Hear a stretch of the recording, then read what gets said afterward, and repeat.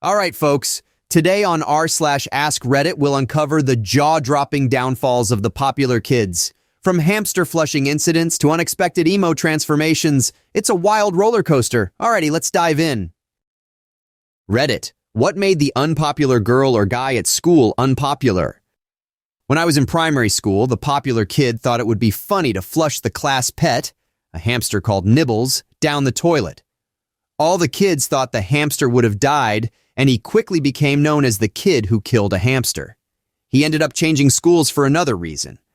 By the way, the hamster survived. I don't know how pipes work, but I heard the caretaker eventually found him. The school still gave Nibbles away after that. Edit. If you were wondering about the kid, he had bad ADHD or something like that, and he was transferred to a school that specialized in kids with behavioral problems. He has a stable job as a bookmaker now, but that's all I know about him. Also, although we were told Nibbles survived, we never saw him again. All we know is that he was given away to a random family. There is a possibility the teacher made that up, as another Redditor pointed out, and Nibbles actually did perish and they just didn't want to upset us. Ah, the legend of Nibbles, the hamster version of Finding Nemo. I hope the little buddy survived. Who would have thought the school's plumbing system was his ticket to freedom, or at least a different family?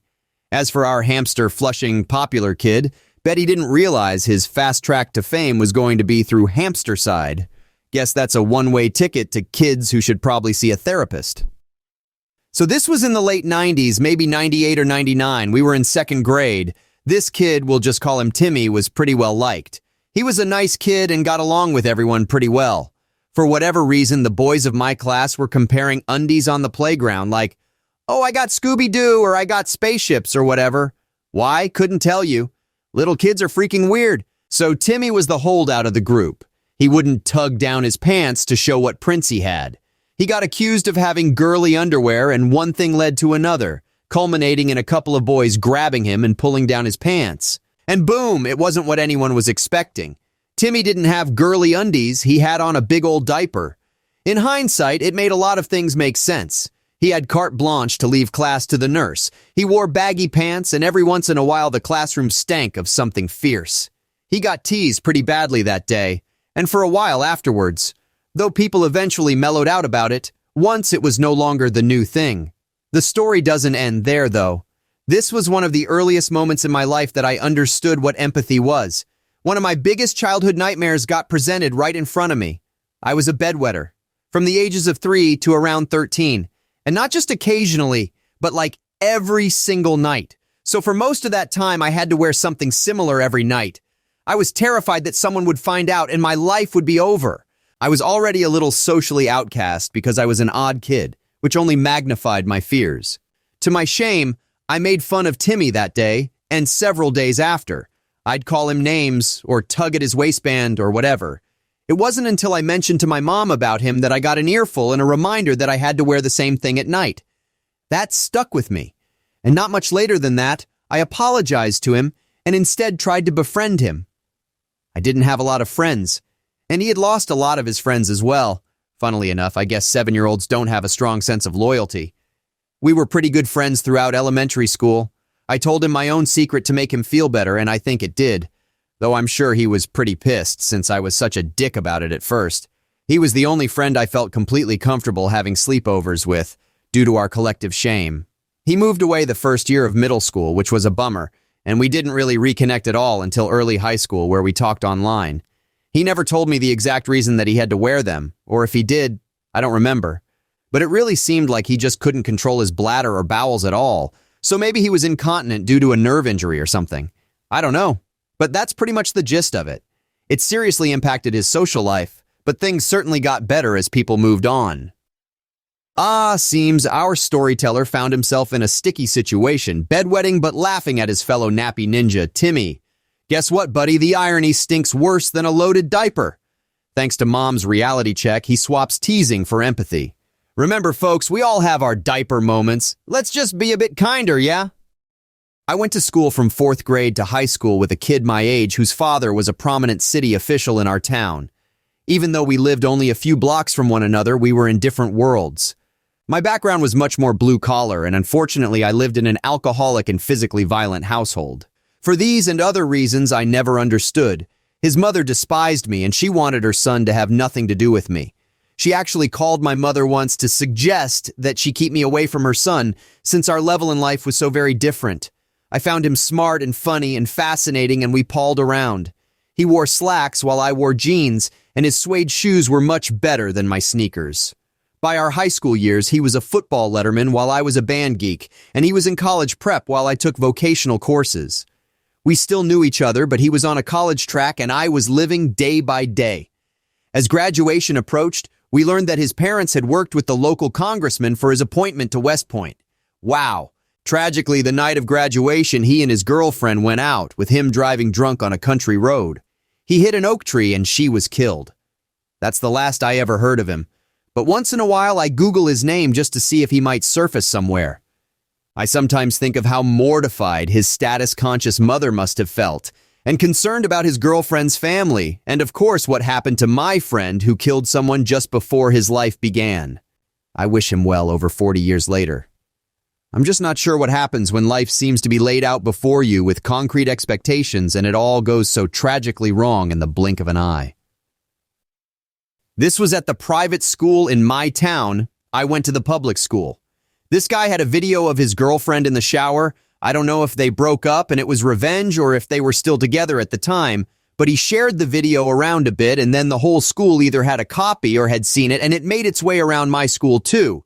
The police got involved because she was underage and he was threatened with charges of distributing child porn, and the only reason the charges didn't stick was because they would have had to charge her too. Even if she only intended for him to see it, having sexualized naked video footage of a minor is child porn, even if you're the child and you filmed it yourself. The police did talks at our schools about sending naked pics and videos, sexting, etc. The school also notified all parents and advised them to monitor the content of their kids' phones, and most people deleted it pretty quick after we were informed at assembly that it was considered child porn and was illegal. But people had already seen the footage and the girl was being bullied mercilessly, not just because of the fact she was in a widespread naked video, but because she had quite a bit of ungroomed pubic hair. People kept offering her razors and some nasty girls bought a bunch of wax strips to their school and stuck some on her locker and bag and would try to stick them to her without her noticing. Anyway, a week or so later and we weren't hearing much about it anymore from our school. And then one afternoon we had an impromptu assembly and got the whole "don't make or keep naked videos of yourself or other students on your phones" talk again. Some people knew already, but some of us were super confused. It turns out that the girl had made another video of herself showering and sent it to a bunch of people herself this time, except in the new video she was completely shaved. A somewhat more lighthearted one, we had a kid I'll call Dan who was incredibly popular because he played football. Came from a wealthy-ish family, and had a whole bunch of girlfriends. He was quite stereotypically a straight kid who liked manly things and was academically gifted, but was never a bully. He was popular because of a combination of these things. When we came back from summer holidays in year 10, Dan had totally changed. He had long emo hair, eyeliner, slouched when he walked, listened to metal, gave up football, came out as bisexual, and dated another male student. Nobody could quite decide what to make of it, and because we were teens, it made our class uncomfortable. So sadly, for about 6 months, Dan was pretty much a non-person. Then one day, something just gave and we realized Dan was still the person he was before, and we were the ones being a-holes. He never quite became the popular kid again, but everyone at school went back to liking him, and he had a large social circle. He stayed at our school right through 6th form and graduated with excellent marks. I have no idea what happened to him after school, and looking back, such a sudden personality shift should maybe have rung some alarm bells, but I do think about him from time to time. I was an unpopular, bullied kid, but he was never mean to me. And here I was thinking that the emo phase was just a myth created by early 2000s pop-punk bands. Dan went from jock to emo faster than My Chemical Romance broke up.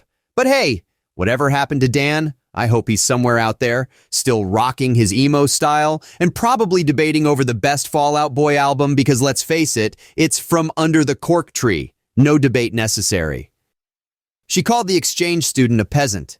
This was 10 years ago when I was in year 12, and for some reason we had a bunch of exchange students in the midst of everyone dating, partying, and God knows what else. I wouldn't know, I was doing work. Anyway, The popular girls were a group of maybe 10 girls that were human rakes, with platinum or chocolate-dyed hair, and a fascination with designer brands. They all had cars too, because I remember them driving past me at a bus stop screaming at me to die. So basically, this hot Swiss girl shows up, and the prettiest of the popular girls didn't like her having the attention of all the popular guys. Apparently, one day this happened in community and family studies class. The popular girl in question shows up on a Monday, and no one is talking to her or sitting next to her. So I asked someone what happened. On the prior weekend, they were having a house party, and Kelsey, the popular girl, started texting people that she'd stolen her parents' credit card to buy a dress to wear for about $300, then showed up and had called the girl a peasant for not having a wardrobe of clothes to wear to their blowout party. There was rumors that she slept around for cash, did tricks, and that her friends were extorting her for cash. We graduated 4 months later, and only a few people spoke to her, and she was smashed at the formal.